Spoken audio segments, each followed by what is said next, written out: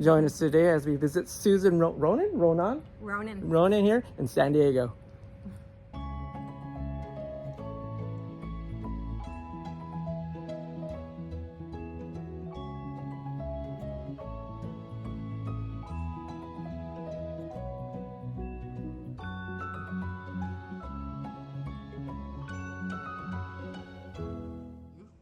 I'm Susan Ronan. I'm present president of the San Diego Bonsai Club, which is a massive group of people. I think our number's around 570 right now. And there's really only one club in San Diego, correct? In the city of San Diego, yes. There are a lot of clubs in the Outskirts, Escondido area, too far for me to want to travel. But yes, we are the only club in San Diego, and I think what makes the club so strong is that we have a wonderful educational program, that we have beginner classes for bonsai, a series of 3 classes that we run 3 times a year, and workshops. We're very big on education. We're a nonprofit.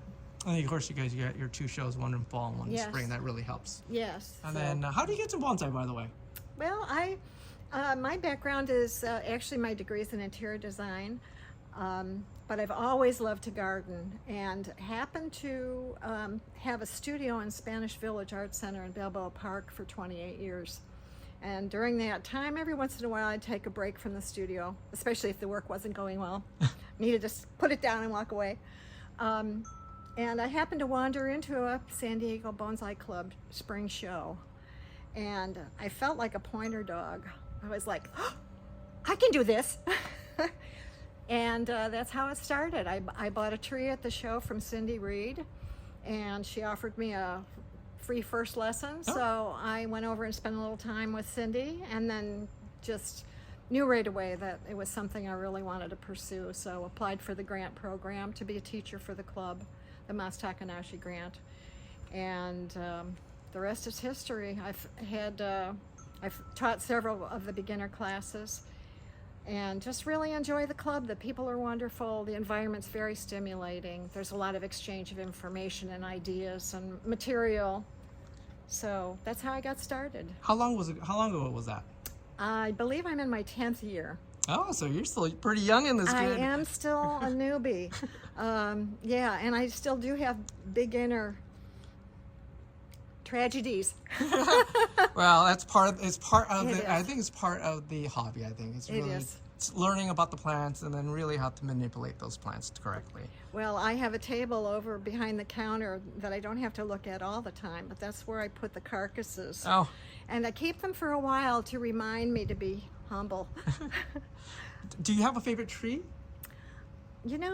I really don't have a favorite tree. I find that whatever tree I have my hands on, I am really enjoying in the moment.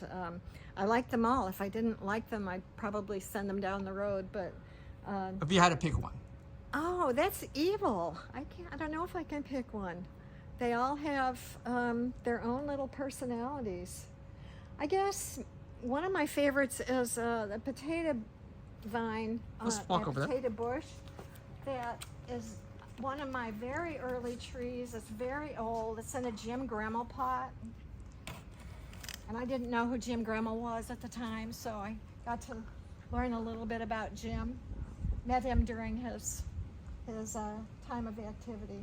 But this is a crazy tree. I mean, you can see there's not much to it. I think this is the live vein. Doesn't look like it has much more. And it's kind of feeble. It kind of struggles from year to year, but it will fill out completely with leaves and flowers. And then just as it's looking gorgeous, it drops everything. And the cycle starts again. And it's just starting its next cycle. And I don't know whether that was the lack of water when the sitter didn't apply enough water or what the reason was. But how's your microclimate here in this particular part of San Diego? It's curious. I would say it's usually very humid, except for Santa Ana's. That's about the only time it's dry. Otherwise, we have a fair amount of humidity. Proximity to the ocean is 4 blocks. So. And then I presume you have fungal issues then because I do, very much so. It's a constant battle. I've lost thousands of dollars of black pines because I bought one early on. I loved them so much. I bought a lot of really expensive little workshops with Fred Miyahara, and just didn't know enough to be able to keep them alive because they always succumb to fungus. Especially in your microclimate. Yes, so. But I started this year with some seedlings. A bunch of, I think the ones over there are probably 3 years old now. And Julian has helped me to use Xeritol to prophylactically spray them, which I'm doing pretty much monthly. Julian said that when he lived in Oceanside, he sprayed monthly, and so I took that to heart. And it seems to work. Well, it's early. Give me a couple years, and I'll tell you whether it works or not. But that and a little bit of juniper blight. I love junipers, and I know people think that they're easy trees, but they're what's not to like? As Ryan Neal says, what's not to like in a juniper? They grow very well for me. They're fun to style. They do keep you pretty busy, and I have decided that I won't have any more junipers. I'm at the max now because when they need work, they all need work. Is there any particular reason why you have a lot of shohins? In the last probably 5 years, I've really focused on shohin. Okay. And it became clear to me that the bigger trees take up more space. And when I'm going to classes or workshops or study groups, these little trees are so easy to move around. And they're fun to work with. They're really more of a challenge. I think they, I don't know if they actually develop more quickly or if it just seems like they do because they're smaller. But you can have more. I presume it's the yes, the collection you can, yes, and the variety. That's right. And the space. That's right. And I have also, and I can blame Glenn for this. Glenn has superb taste in bonsai pots, and he infected me with his love of beautiful pots. And so I have quite a pot collection on the shelf over there. I think we all have pot collections. Now, if you had to give an advice to some hobbyists, what advice would be? Education. I think it's really important to not try to learn this hobby all by yourself. I think it's really an advantage to join classes, subscribe to online resources like Born Home has a great educational site, ISAN. Ryan Neal has a wonderful courses. Did we talk about the elm? This came from a workshop with Michael Sykes, as did the other seminar. The elm. Those have been fun trees. This elm is Glenn Jensen's. And so I'm guessing it's about 35 years old, 40 years old. Glenn grew it from a seedling, and it was under fertilized, so it was not very well developed.